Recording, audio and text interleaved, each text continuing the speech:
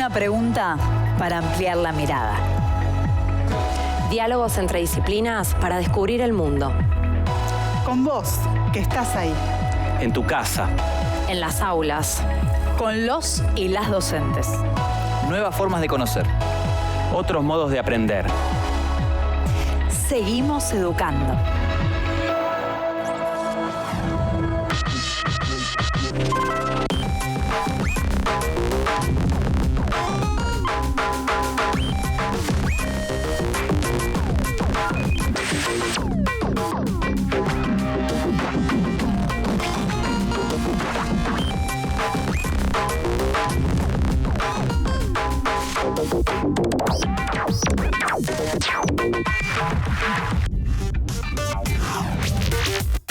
Hoy con Patricia, la profe de Historia, y con Lucas, el profe de Matemática, nos preguntamos: ¿se puede vivir sin talar árboles?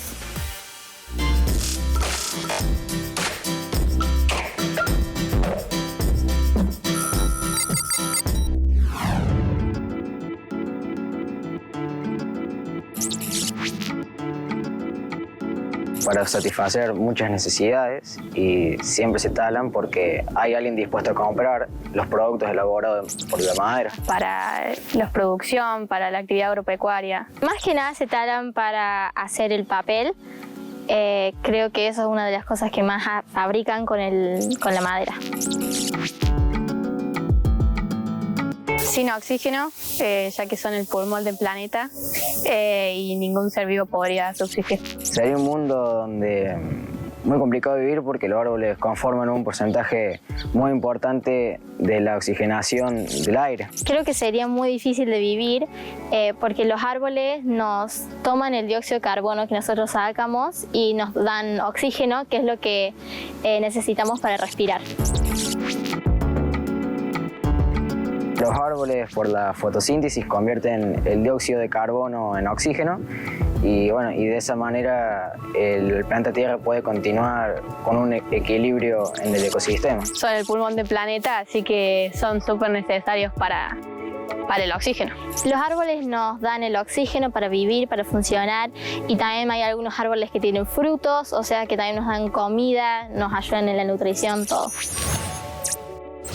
A lo largo de la historia de la humanidad, los bosques cumplieron una función fundamental en el desarrollo de la sociedad. Milenio tras milenio, el crecimiento demográfico y la necesidad de controlar la naturaleza para favorecer el desarrollo de la ciencia y de la técnica vinieron acompañados de deforestación periódica de nuestros bosques.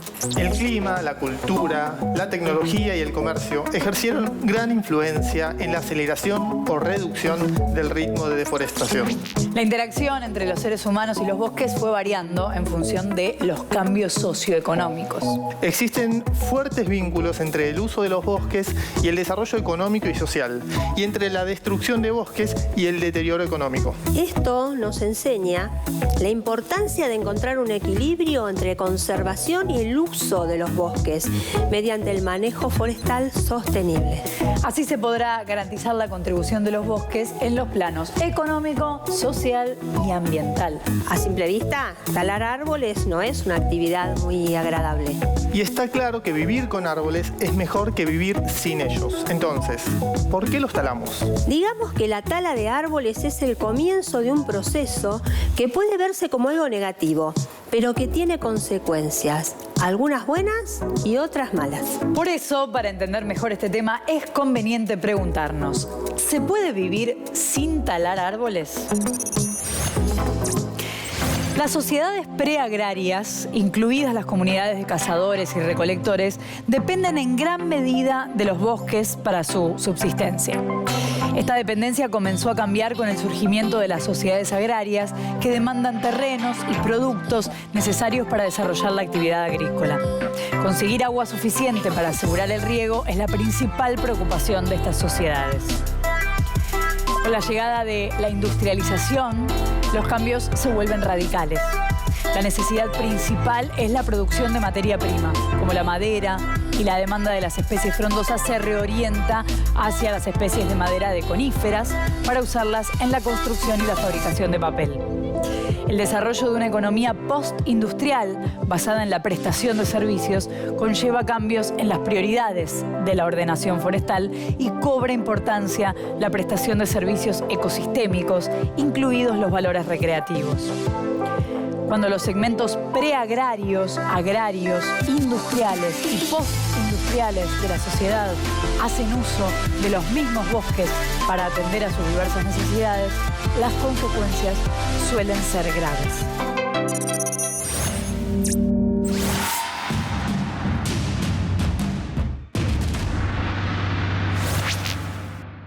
La presión demográfica influye directamente en la actividad forestal. Por ejemplo, la epidemia de la peste negra de los siglos XIV y XV llevó a un descenso demográfico abrupto en el medio rural y eso significó el cese o la ralentización de la actividad agrícola. Además, durante ese periodo, el clima se volvió más frío y húmedo, lo que también provocó el abandono de las actividades ganaderas de alta montaña. Después de un periodo de restauración, el bosque volvió a dominar los lugares que habían sido deforestados. Pero una generación después, el crecimiento demográfico regresó y el ritmo de deforestación recuperó su nivel anterior. Siglos más tarde, durante la consolidación del sistema capitalista, la explotación se intensificó y se organizó en función de las necesidades del mercado. Durante las primeras décadas de la Revolución Industrial, en los siglos XVIII y XIX, la madera fue la principal fuente de la energía industrial hasta su sustitución gradual por los combustibles fósiles. Los periodos de deforestación más intensa coincidieron con los de mayor actividad económica. Se talaban árboles cuando aumentaban los precios de los cereales y los terrenos forestales se convirtieron en tierra de cultivo. En Europa Central, durante el siglo XIX, los bosques, que solían ocupar más del 90% de la superficie terrestre total, quedaron reducidos a cerca del 10%. Hoy en día, los bosques que se encuentran en la región son producto de los trabajos de plantación y cuidado forestal llevados a cabo por la sociedad. Es decir, que la tasa de deforestación comenzó a disminuir a fines del siglo XIX, cuando la superficie forestal restante ya no era apta para la agricultura. Además, Europa comenzó a recurrir cada vez más a la importación de alimentos y madera de otras regiones, y el carbón empezaba a ser usado como principal fuente de combustible. En toda Europa se inició un proceso de reforestación y regeneración de antiguas tierras agrícolas gracias a la promoción y el respaldo de políticas nacionales y regionales. Y en nuestro continente, ¿cómo nos estábamos relacionando con los bosques? En muchas partes de las Américas, como Estados Unidos, México y Brasil, hay indicios de que las culturas indígenas emplearon sistemáticamente el fuego para desmontar bosques y así poder expandir sus cultivos. Por ejemplo, los mayas ejercían la agricultura en base a la roza. ¿Y eso qué es? La roza es una técnica que consiste en talar e incendiar un sector de la selva para despejar la vegetación para la siembra. Suena bien, pero luego de varios años la producción disminuye por el agotamiento del suelo, por lo que se veían obligados a repetir todo de nuevo en otro sector de la selva. Y según algunos especialistas, esta forma de usar recursos naturales causó no solamente daño en la selva, sino también en su sistema agrícola. Y esto derivó en una crisis alimentaria que provocó el fin del Imperio Maya. Se estima que en el momento del primer contacto con los europeos, la población de las Américas era de entre 65 a 100 millones de personas. Pero durante los siguientes 150 años, esa población disminuyó a cerca de 1 millón de personas en América del Norte y 4 millones en América Central y del Sur. Esa caída demográfica fue en gran parte una consecuencia de la llegada de enfermedades desconocidas para la población autóctona, como la viruela, el sarampión, la fiebre amarilla. Y como resultado de la caída demográfica comenzó una ampliación de la superficie forestal en el interior de la región, que compensó el desmonte que realizaban los colonos europeos en las zonas costeras. Se cree que el 75% de América Latina estaba ocupada por bosques antes de los asentamientos europeos. Hoy, cerca del 50% del territorio está ocupado por bosques. Y aunque haya habido deforestación antes, el siglo XX fue el momento de mayor deforestación en la región. Por otro lado, en América del Norte, la deforestación redujo en 150 millones de hectáreas la superficie forestal. Pero desde principios del siglo XX, la deforestación se ha detenido y tanto Estados Unidos de América como Canadá lograron estabilizar su superficie forestal. En 1905 nació en Londres la empresa La Forestal Land, Timber and Railway Company Limited. Hasta el año 1914 se expandió en el país y en el extranjero. En Argentina llegó a comprar 2.266.175 hectáreas en Chaco y Santa Fe, donde empleaba de manera irregular a cientos de personas. La empresa monopolizó el mercado mundial como proveedor líder de madera de quebracho y para lograrlo realizó una estrategia de tala rasa que impedirá la regeneración del bosque en el futuro. Pero la depredación no se redujo solo a los bosques. Los obreros vivían en condiciones inhumanas, enfermos de tuberculosis y sífilis y muertos por picaduras de víboras. A fines de 1918, los trabajadores de las fábricas comenzaron a organizarse y reclamar mejoras laborales y formaron el primer sindicato de la región. La empresa contestó con despidos y pedidos de arresto. A mediados de 1920, la empresa financió una fuerza represiva y cerró sus fábricas, provocando el caos social. Los trabajadores reclamaron la reapertura de los lugares de trabajo y el fin de la violencia empresarial. Finalmente, iniciaron una revuelta popular. La reacción de la empresa fue brutal. Al día de hoy no se sabe una cifra concreta de la masacre, pero la prensa llegó a denunciar entre 500 y 600 muertos. En 1923, la empresa anunció reformas luego de 2 décadas de acumulación de capital y las ganancias se invirtieron de inmediato en la relocalización en Sudáfrica, donde la Forestal terminó de mudarse en 1963.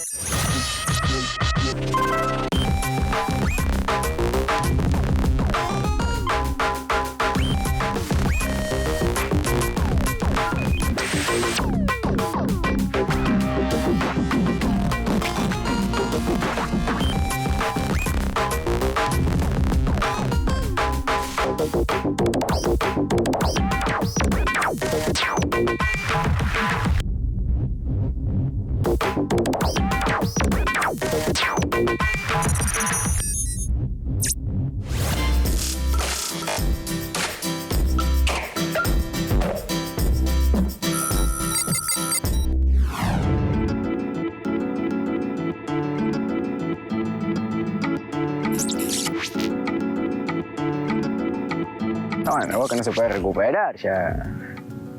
Hay que tratar de evitar que otros bosques se talen, pero que los que ya fueron explotados forestalmente no se puede volver atrás. Se debería prohibir lo que es la tala de árboles. Deberían hacerse campañas en ayuda a eso y enseñarle a la gente y sintetizar que con los árboles nosotros vivimos, entonces hay que cuidarlos.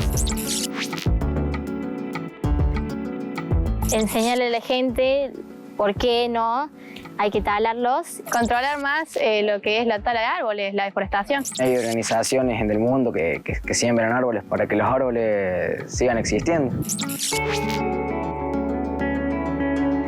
Creo que existe una fórmula para poder calcular superficies, pero no la sé. No sé. Por la matemática. Primero la zona se divide en polígonos y se calcula, base por altura dividido 2 para calcular el área de los triángulos y después se hace una sumatoria general de toda esta superficie. Sé calcular el área del triángulo, cuadrado y rectángulo. A todas las que tengan 2 dimensiones. Al cuadrado, al rectángulo y al triángulo. Y, profe, ¿cómo calculamos el área que fue deforestada? Qué buena pregunta. Podemos calcular áreas de figuras con formas previamente conocidas y usar fórmulas que ya conocemos. Por ejemplo, sabemos que para calcular el área de un rectángulo nos basta con conocer la longitud de los lados y luego, multiplicando ambos valores, obtenemos la medida de la superficie, es decir, su área. ¿Y con una circunferencia funciona igual? Lo mismo se puede hacer con una circunferencia. Si conocemos la medida del radio y la fórmula para calcular el área, que es área es igual a pi por el radio elevado al cuadrado. ¿Y si el área que quiero calcular no se parece a ninguna forma con fórmula ya escrita? Muchas veces pasa esto. A veces el objeto no está formado por partes que se parezcan a ninguna forma conocida. En ese caso, lo primero que tenemos que hacer es tener presente que el área de una figura es la medida de la superficie que ocupa. ¿Y hay métodos matemáticos para que podamos calcular estas áreas? Así es. Vamos a ver una posibilidad. El primer paso es determinar una cuadrícula regular sobre la imagen. Y por regular nos referimos a líneas paralelas que estén todas a igual distancia, que formarán muchos cuadrados sobre la imagen. A ver, usemos como ejemplo esta imagen del islote Gran Robredo, en Chubut. Como ya sabemos que la fórmula para calcular el área de un cuadrado es lado por lado, solo necesitamos saber cuánto mide un lado de alguno de los cuadrados que vemos en la imagen. Después tenemos que contar la cantidad de cuadrados que tocan la superficie que queremos calcular. En este caso, del islote. Perfecto, ahora ya sabemos el área que ocupa cada cuadrado y la cantidad de cuadrados que cubre el islote. ¿Cómo seguimos?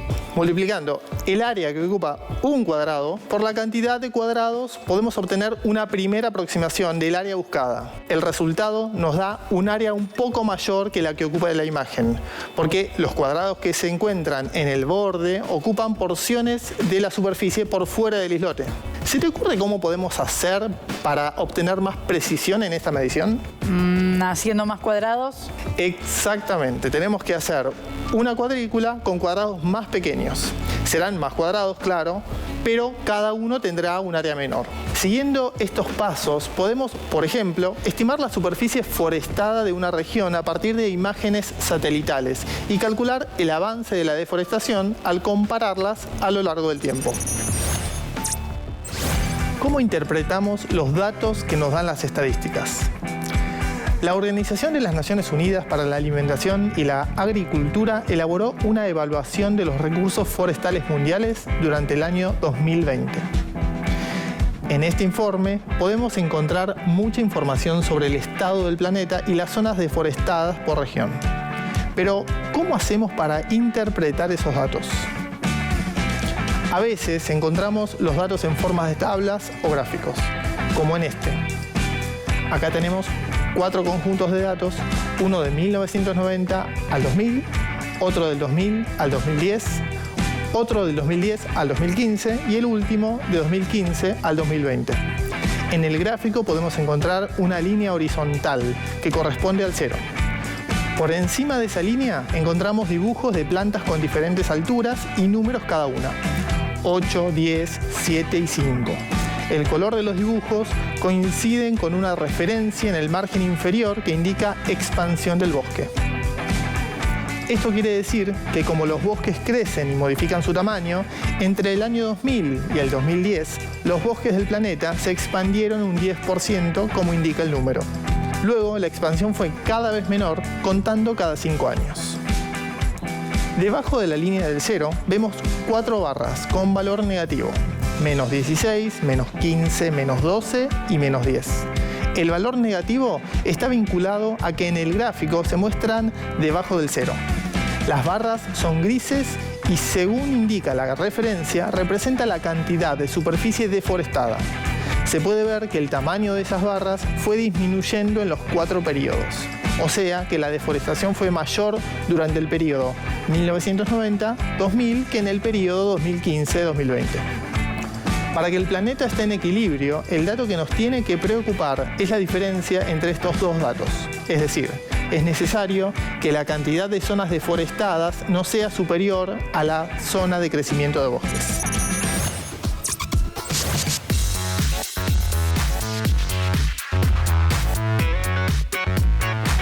Pero existen todo tipo de formas de gráficos, ¿no, profe? Exacto. Por ejemplo, este gráfico contiene mucha información presentada de diferente manera.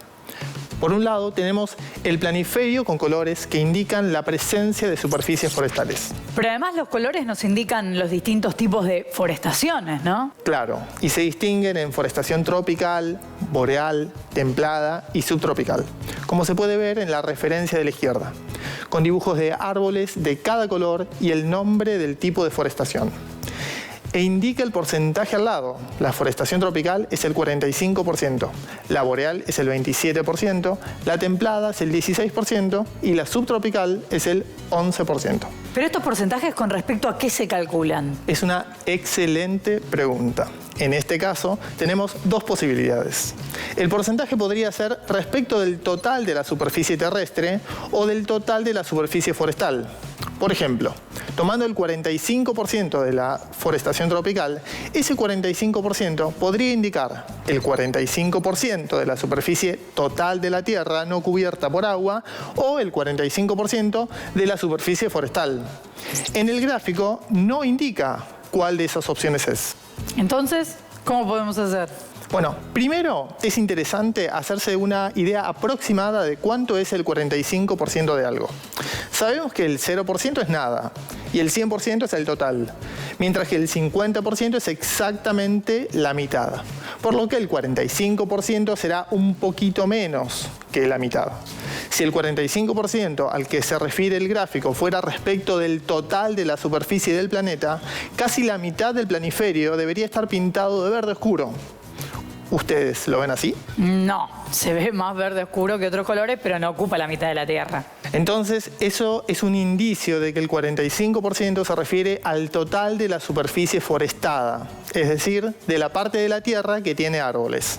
Y además, si sumamos los porcentajes de los distintos tipos de deforestación, 45 más 27 más 16 más 11, da como resultado 99%. La suma no da exactamente 100, porque los valores se encuentran redondeados, es decir, no se muestran los decimales, o sea, los valores exactos. Pero que la suma de esos porcentajes de 100% significa que el total respecto del que se está indicando es el total de las tierras forestadas. No fue tan difícil al final.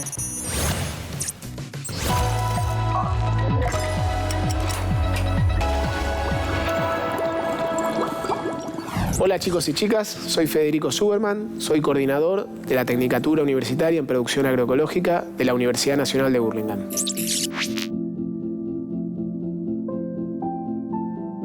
Bueno, nuestro continente es el segundo con mayores tasas de deforestación, siendo superado por África únicamente. En los últimos 10 años se deforestaron alrededor de 26 millones de hectáreas, es decir, 2,6 millones de hectáreas por año en promedio. En África, un poco más, 3,9 millones de hectáreas por año. Ahora bien, si tomáramos los últimos 30 años, América Latina sí es el continente con mayor deforestación. En los últimos 30 años se deforestaron 130 millones de hectáreas en nuestro continente y en África 100 millones. El principal motivo de la deforestación en nuestro país y en el mundo no es la utilización de madera o el aprovechamiento forestal de ese bosque, sino el avance de la actividad agropecuaria, la agrícola, la ganadera y en algunos casos también las plantaciones de árboles que avanzan sobre el bosque nativo. Eso tiene que ver, lógicamente, con criterios de rentabilidad, porque no se tienen en cuenta todos esos servicios que el bosque provee. Una cosa es un bosque y otra cosa es una plantación forestal. Las plantaciones forestales justamente se hacen para ser taladas. Son plantaciones con árboles de rápido crecimiento, generalmente con especies alóctonas, es decir, introducidas, que no son autóctonas de la región. Son especies de rápido crecimiento, es decir, que tardan entre 8 y 20 años en cumplir ese ciclo de crecimiento que necesitamos para poder talarlas. Los ciclos del bosque son mucho más lentos, tardan mucho más en recuperarse, por eso talar un bosque es algo mucho más problemático que talar una plantación forestal. Entonces, profes, ¿podemos vivir sin la tala de árboles? La sostenibilidad nos obliga a tomar decisiones pensando en las necesidades actuales y en las posibles necesidades de generaciones futuras. La resiliencia y la productividad de los bosques, bien gestionados, brinda la oportunidad de satisfacer las necesidades de muchas generaciones. Aunque el concepto de producción sostenible existe desde hace unos 300 años, recién en los últimos 40 años se profundizó este concepto, ampliándolo para incluir los servicios ecosistémicos proporcionados por los bosques bosques y su función imprescindible en la conservación de la vida. En consecuencia, comprendemos mejor la función social y económica de los bosques y el papel de las personas y comunidades que dependen directamente de los servicios ecosistémicos. La transformación del ambiente es una característica de la historia de la humanidad y seguramente continúe. Por eso es de vital importancia aplicar el concepto de sostenibilidad en la utilización de los bosques y demás recursos. Esto nos permite tener en consideración el bienestar de las generaciones futuras con las acciones para satisfacer las necesidades de hoy. Pero la sostenibilidad no es un concepto absoluto. Por eso es necesario que las perspectivas sobre la transformación ambiental tengan en cuenta la relación entre los costos y los beneficios de los cambios ambientales. Los efectos a largo plazo del uso de los bosques, incluyendo la deforestación, son determinados por una combinación de varios factores, como los diferentes modelos de uso de la tierra y las condiciones meteorológicas. Hay casos en que los suelos quedaron degradados a tal punto que los bosques no se recuperaron. En este sentido es importante mencionar que con el desarrollo de políticas adecuadas a tiempo, los bosques se pueden recuperar. La demanda de bienes y servicios ecosistémicos de los bosques, como los productos madereros, ha contribuido a su conservación, porque mantiene la percepción de que son bienes valiosos. Pero es fundamental pensar los bosques como una fuente de energía renovable y un sistema natural que presta múltiples servicios ecosistémicos, entre ellos la captación y el almacenamiento de carbono debido al uso de los combustibles fósiles. Pensando en el futuro, tenemos que considerar la importancia de los bosques, su preservación y una gestión responsable. Un mundo sin árboles no es posible y por eso tenemos que cuidarlos.